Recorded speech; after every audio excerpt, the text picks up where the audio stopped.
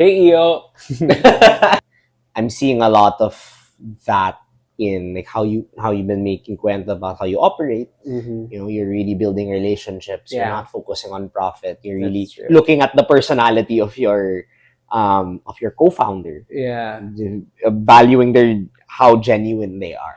that's true. And I think sometimes people in a very advanced startup ecosystem would really find value in that because it's so fast paced, especially in Silicon Valley. So fast paced, so transactional. Yes. Na parang you're just wasting time. Oo. That's how it works. I see. But who knows what works? Yeah, is what man. I always say. But for me, it's like what I do know is that you can't thrive in AgriTech if you don't have empathy.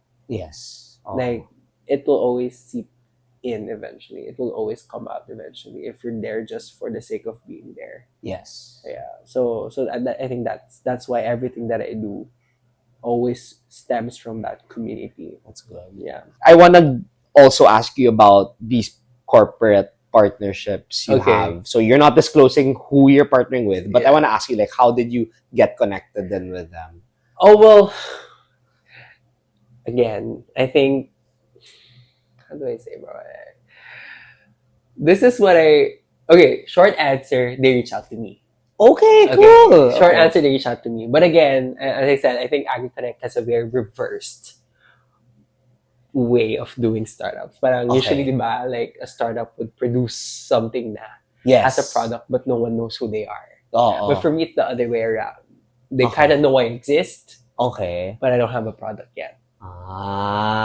Get. So parang I don't really have a blueprint of look. I don't know who to look at na parang basis Okay. of what to do next. Yes. But then I think the biggest part of that was Red Bull talaga. Okay. After winning Red Bull, I got some media attention. You got that exposure Yeah. because of Red Bull. And then these Okay. corporate partners reached out to me. Okay. Because like wala that's akong good. kakilala eh. Like Oh. honestly, a provincia kid, like just trying to step into opportunities here and there. Parang I don't know anyone here. Mhm. I don't even have a lot of relatives here to begin with, right? So they reach out to me.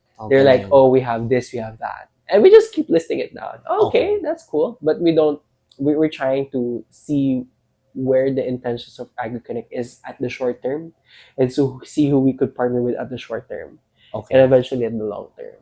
Oh, that's good. So I think right now, like I said, these potential partners that we have, they usually reach out to us. That's good. So that's good. I think that's a good problem. But Yeah, it's a good problem. Still, Definitely. still a problem. Yeah, I mean, it's still having to. Still a problem. It's still having to like see who will fit best with you, who won't. Yung mga figuring out what you need. Yeah. What and seeing how you can marry that with what other That's corporations can offer, what other partners can offer. Yeah. I think ultimately that's a good problem. Yeah, it for is. you. And obviously for us, we have our own wish lists. Mhm.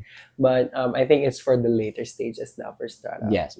I think another thing that contributes to why it's a reverse issue or why it's a reverse model of how you guys operate. Yung people know who you are and you don't have a product yet, but you have a lot of people reaching out to you. Is syempre, aside from Red Bull, is the fact that you're also very much aligned with like what advocacy groups would commit to. Because agriculture is it's a field in the Philippines that a lot of companies want to help in. Yung mga foundations nila, diba? They want to see themselves involved in that. Para there's a level of social responsibility CSR. people meet, diba? So I think that's I guess that's something that not a lot of startups have, but because you're in the agriculture space, it is what it is, diba? Yeah. But then again, at least for us, like we always operate from our purest intentions. So Definitely. again, I can speak for these companies that have reached out for us, to us. But again, we always come from a place where we're open to any help, any assistance that could make us reach out to more farmers and help out more farmers, and that's where we are.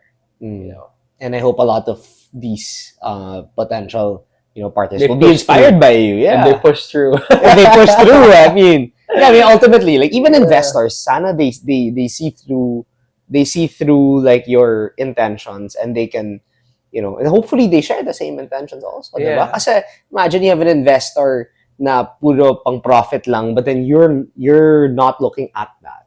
Yeah. Right? You're not looking to make a profit in like the short term, diba? Because that's not your end goal. So parang there has to be an alignment between you and your investors and your partners in this whole startup game.